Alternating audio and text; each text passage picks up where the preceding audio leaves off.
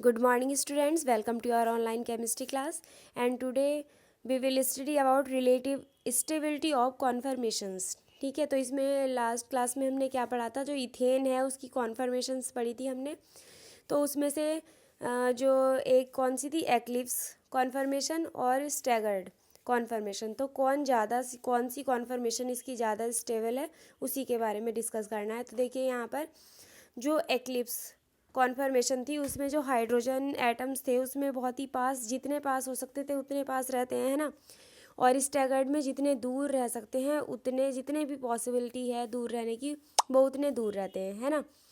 तो अब देखिए जो पास पास में क्या होगा उसमें जो जो फोर्स होता है, तो स्टैगर्ड कॉन्फर्मेशन में क्या होता है, उसमें मिनिमम रिपल्सिव फोर्स होता है। ठीक है, जो स्टैगर्ड होती है स्टैगर्ड कॉन्फर्मेशन उसमें मिनिमम रिपल्सिव फोर्स होता है एंड मिनिमम एनर्जी होती है उसमें। ठीक है, एंड मैक्सिमम स्टेबिलिटी, और एनर्जी अगर कम है तो मतलब वो उतना ही ज़्यादा स्टेबल होगा, है ना। And maximum stability of the molecule. ठीक है, तो जो स्टैगर्ड कॉन्फर्मेशन है वो ज़्यादा स्टेबल होती है। On the other hand when staggered form changes into eclipsed form, the electron cloud of the carbon hydrogen bond come closer to each other resulting in increase in electron cloud repulsion में ज़्यादा होगा उसमें। And to check the increase repulsive force molecule will have to possess more energy and thus has lesser stability. Clear है यहाँ पर, जो बस इसमें यही इम्पोर्टेंट है कि किसकी स्टेबिलिटी ज़्यादा होती है। तो जो स्टैगर्ड कॉन्फर्मेशन होती है वो ज़्यादा स्टेबल होती है। नेक्स्ट देखिए, नेक्स्ट आता है इसमें एल्कीन्स। तो एल्कीन्स क्या होती हैं बताइए आपको। एल्कीन्स जो है वो आर अनसैचुरेटेड हाइड्रोकार्बन्स होती हैं, है ना। एल्कीन्स क्या होती हैं, unsaturated hydrocarbons containing at least one double bond, जिनमें कम से कम एक डबल बॉन्ड प्रेजेंट हो, वो ऐसी हाइड्रोकार्बन्स होते हैं, यानी unsaturated. And what should be the general formula of alkenes. तो एल्कीन्स का जनरल फार्मूला होता है CnH2n। क्लियर है। If there is one double bond between two hydrogen atom between two carbon atoms in alkenes, they must possess two hydrogen atoms less than alkanes। अगर एक double bond है, देखो यहाँ पर C single bond C, और हमने जो alkene बनाई थी उसमें क्या था, ये इस तरह से। ठीक है, तो यहाँ पर जो कार्बन के पास कितने इलेक्ट्रॉन, कार्बन जो है, कार्बन के पास कितने इलेक्ट्रॉन है, एक कार्बन के पास, एक कार्बन जो है वो चार बॉन्ड बना सकता है। ठीक है, तो यहाँ पर अगर डबल बॉन्ड है मींस एल्कीन है, तो एक एक हाइड्रोजन जो है इसके रिमूव करने पड़ेंगे, तभी क्या बनेगी, एल्कीन बनेगी, मतलब डबल बॉन्ड पजेस करेगा, क्योंकि जो कार्बन है वो टेट्रावैलेंट है और चार बॉन्ड ही बना सकता है। तो 1 2 3 4, जब ये एल्केन थी तब 1 2 3 एंड 4 बॉन्ड थे। अब क्या होगा कि ये यहाँ पर ही डबल बॉन्ड है तो दो बॉन्ड तो ये हो गए, तो बस ये दो हाइड्रोजन ही इस पर रह पाएंगे। ठीक है, तो जो एल्कीन है उसमें दो हाइड्रोजन कम होते हैं, किसके कंपेयर में, एल्केन्स के कंपेयर में। तो एल्कीन्स आर, इसका जनरल फार्मूला CnH2n होगा। ठीक है, alkenes are also known as olefins भी बोलते हैं एल्कीन्स को, क्योंकि इसका जो मीनिंग होता है ऑलिफिन का क्या होता है, ऑयल फॉर्मिंग। सिंस क्योंकि द फर्स्ट मेंबर, जो फर्स्ट मेंबर है एल्कीन फैमिली का, एल्काइलिन, इथाइलिन और इथीन, C2H4 है, was found to form an oily liquid on reaction with chloride. क्योंकि ये फाउंड किया गया था टू फॉर्म, यानी बनाने के लिए एक ऑयली लिक्विड, ऑन रिएक्शन, जब इसकी रिएक्शन कराई थी क्लोरीन से। क्लियर है। अब देखिए यहाँ पर जो हाइड्रोकार्बन्स हैं, अब इसमें ये दिखाया गया है कि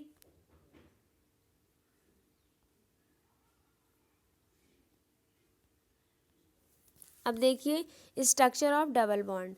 जो carbon carbon double bond in alkene consist of one strong sigma bond. इसमें एक तो सिग्मा बॉन्ड होता है, एक पाई बॉन्ड होता है। तो सिग्मा बॉन्ड तो स्ट्रॉन्ग बॉन्ड होता है ना, और इसकी जो बॉन्ड एंथैल्पी है about 397 kilo joule mole inverse होती है। And due to head on overlapping से ये बनता है किसकी, sp2 hybridize orbitals. And one weak pi bond होता है, जो पाई बॉन्ड होता है वो वीक होता है, उसकी बॉन्ड एंथैल्पी कितनी होती है, अबाउट 284 किलो जूल पर मोल। ओके, ये ऑब्टेन होता है पाई बॉन्ड बाय लैटरल और sideways overlapping of the two P orbitals. ठीक है। The double bond is shorter in bond length, जो बॉन्ड लेंथ होती है डबल बॉन्ड की वो शॉर्ट होती है, अबाउट 134 पिकोमीटर होती है, then the carbon carbon single bond जिसकी कितनी होती है बॉन्ड लेंथ 154 पिकोमीटर होती है। तो क्या डबल बॉन्ड की जो लेंथ होती है वो कम होती है।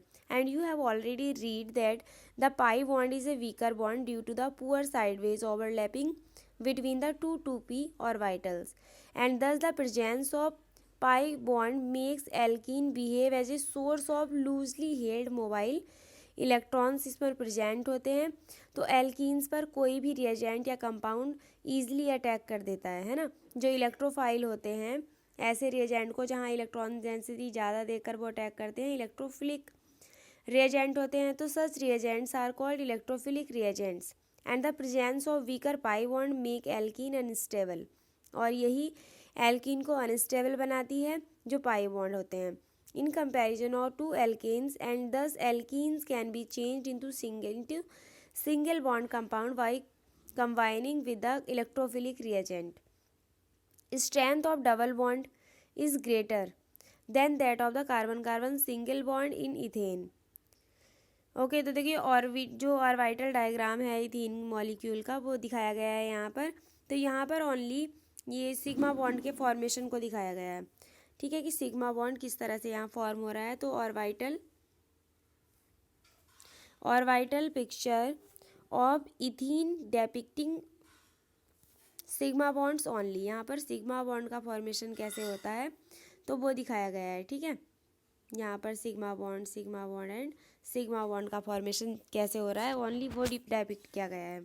अब देखिए अगर बात करते हैं हम नोमेनक्लेचर, तो नोमेनक्लेचर के लिए इसमें जैसे IUPAC नाम लिखते हैं वो कैसे लिखेंगे। The for nomenclature of alkene in IUPAC system the longest chain of carbon atom containing the double bond is selected.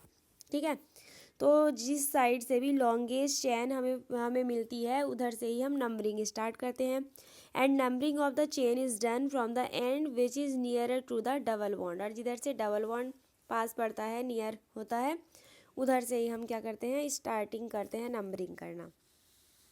The suffix in replace, अब जैसे एल्केन में एन लगता था तो इसमें क्या लगता है एन को रिप्लेस कर देता है इन, तो वहाँ पर इन आता है। क्लियर है। अब देखिए नेक्स्ट, यहाँ पर देखिए orbital picture of ethene showing formation of pi bond. ठीक है, कि किस तरह से पाई बॉन्ड का फॉर्मेशन हो रहा है साइडवेज ओवरलैपिंग से या लैटरल ओवरलैपिंग से।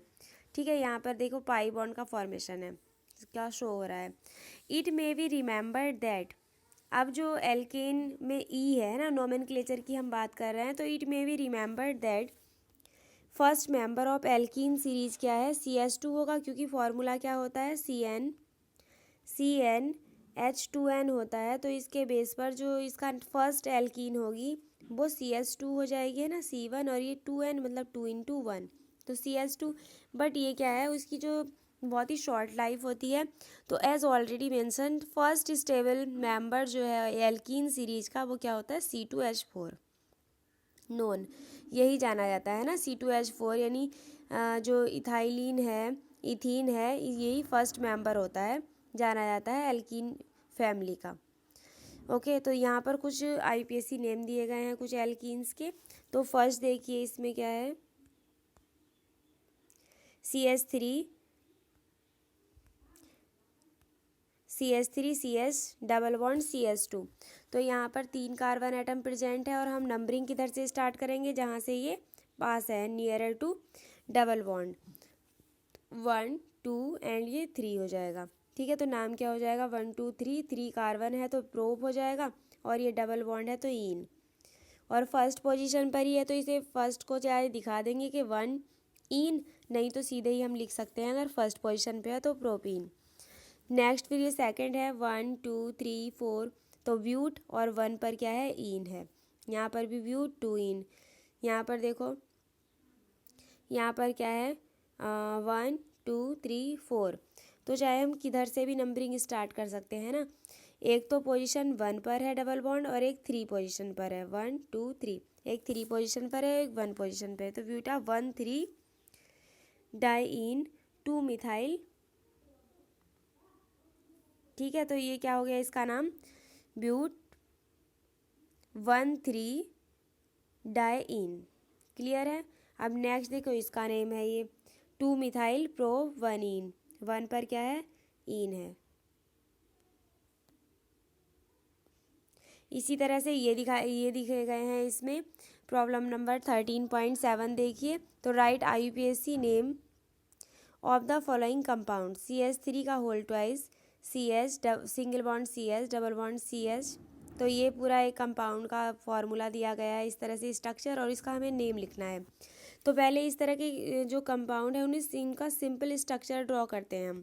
अब जैसे ये है CH3 का होल ट्वाइस CH, तो मतलब एक CH से 2 CH3 यहाँ पर इस तरह से बॉन्डेड हैं, ठीक है। तो हम नंबरिंग जो करेंगे इसमें, एक तो हो जाएगी इस चेन में ही हम काउंट करेंगे नंबरिंग में ही, 1 2 3 इस तरह से, 4 5 6 7 8। तो हम नंबरिंग स्टार्ट करेंगे 1, यहाँ पर हो जाएगा ये 1 2 3 4 5 6 7 8, और ये 2 कार्बन है तो यहाँ हम करेंगे जिधर से लॉन्ग चेन बनती है हमारी, है ना। तो 8 9 और 10 हो जाएगा यहाँ पर, ठीक है। तो इसका जो नाम हो जाएगा देखिए वो हो जाएगा 2,8 डाई मिथाइल, 2 पर और 8 पोजीशन पे तो मिथाइल ग्रुप है तो डाई मिथाइल, और 3 6 डेका डाइईन, और यहाँ पर 3 और 6 पोजीशन पर क्या है, डबल बॉन्ड है। 3 और 6 पोजीशन पर देखो यहाँ 1 1 2 और 3 पर, 4 5 6 7 6 पर, है ना। तो 3 पर और 6 पोजीशन पर क्या है, डाइईन, तो डेका डाइईन। तो नेम हो गया इसका 2,8 di methyl 3 6 Deka diene. Okay. Next class में हम पढ़ेंगे आइसोमेरिज्म। तब तक आप इसे प्रिपेयर करिए। Okay, thank you, have a nice day. और आपका जो क्वेश्चन पेपर जो टर्म सेकंड का आने वाला है वो सब्जेक्टिव होगा, है ना, ऑब्जेक्टिव नहीं होगा, थ्योरेटिकल होगा। उसमें जो MCQ ही नहीं आएंगे, उसके साथ थ्योरेटिकल क्वेश्चन भी आएंगे। Okay, so prepare your term second exam. Okay, have a nice day, thank you.